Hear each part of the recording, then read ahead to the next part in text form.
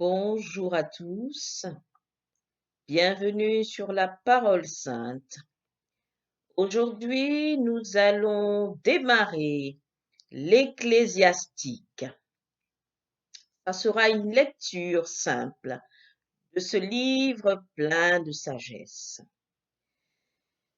Alors, un petit résumé sur l'Ecclésiastique, son origine. Au début du XIe siècle avant Jésus-Christ, Jésus ben Sira, maître de sagesse à Jérusalem, réunit en un livre le meilleur de son enseignement. Son petit-fils arrive en Égypte vers 132 avant Jésus-Christ, entreprend de traduire en grec l'œuvre de son aïeul, écrite en hébreu. Ce livre renferme vraiment la sagesse, une sagesse d'un homme de Dieu. Alors, écoutons la lecture.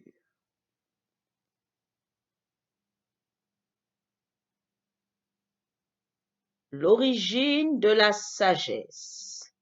Ecclésiastique, chapitre 1. Toute sagesse vient du Seigneur. Elle est près de lui à jamais.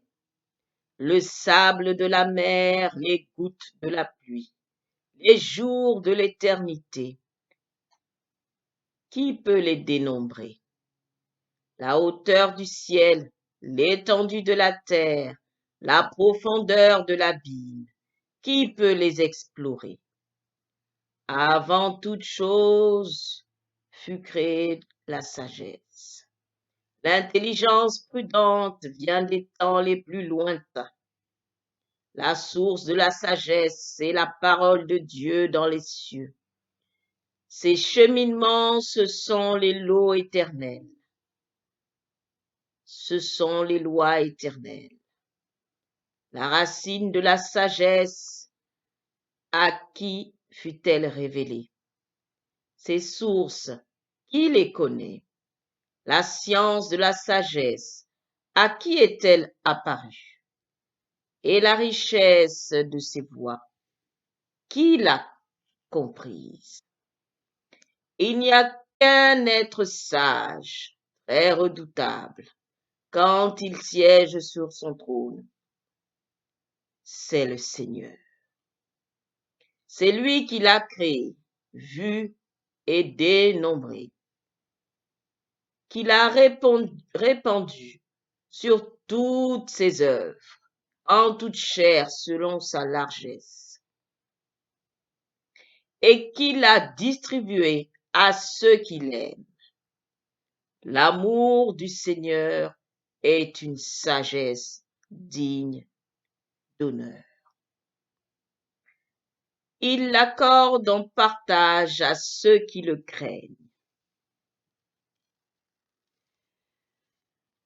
La crainte du Seigneur est gloire et fierté, gaieté et couronne d'allégresse.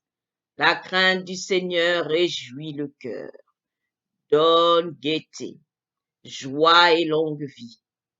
La crainte du Seigneur est un don qui vient du Seigneur. Du fait, elle établit sur les chemins de l'amour.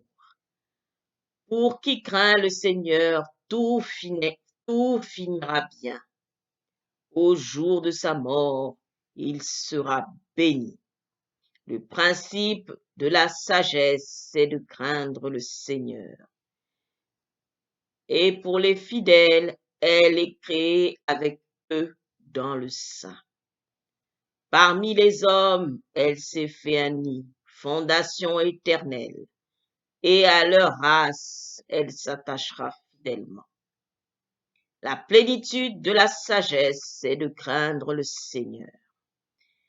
Elle les enivre de ses fruits. Elle remplit remplit toute leur maison de choses désirables, et de ses produits leur grenier. Le couronnement de la sagesse est la crainte du Seigneur. Elle fait fleurir bien-être et santé. Tous deux sont dons de Dieu, en vue du bien-être, et pour ceux qui l'aiment, la fierté s'élargit. Il fait pleuvoir la science et l'intelligence. Il a exalté la gloire de ceux qui la possèdent. La racine de la sagesse, c'est de craindre le Seigneur. Et sa fondaison, c'est une longue vie. La crainte du Seigneur ôte les péchés. Celui qui persévère détourne toute colère. La passion du méchant ne saurait le justifier, car le poids de sa passion est sa ruine. L'homme patient tient bon jusqu'à son heure, mais à la fin sa joie éclate. Jusqu'à son heure, il dissimule ses paroles, et tout le monde proclame son intelligence. Dans les trésors de la sagesse sont les maximes de la science, mais le pécheur a la piété en horreur. Convoites-tu la sagesse? Garde les commandements. Le Seigneur te la prodiguera. Mais car la crainte du Seigneur est sagesse et instruction. Ce qu'il aime, c'est la fidélité et la douceur.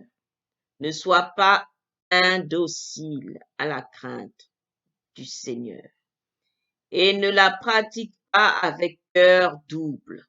Ne sois pas hypocrite devant le monde et veille sur tes lèvres. Ne t'élève pas de peur de tomber et de te couvrir de honte, car le Seigneur révélera tes secrets et au milieu de l'assemblée, il te renversera. Parce que tu n'as pas pratiqué la crainte du Seigneur et que ton cœur est plein de fraude. Ainsi s'achève le chapitre 1 de l'Ecclésiastique. Nous allons poursuivre la suite dans une autre vidéo. En attendant, je vous souhaite une bonne méditation sur ce chapitre. Partagez cette vidéo. C'est la parole de vie sainte. L'Ecclésiastique est un livre biblique plein de sagesse. Merci de m'avoir écouté. À très bientôt pour la suite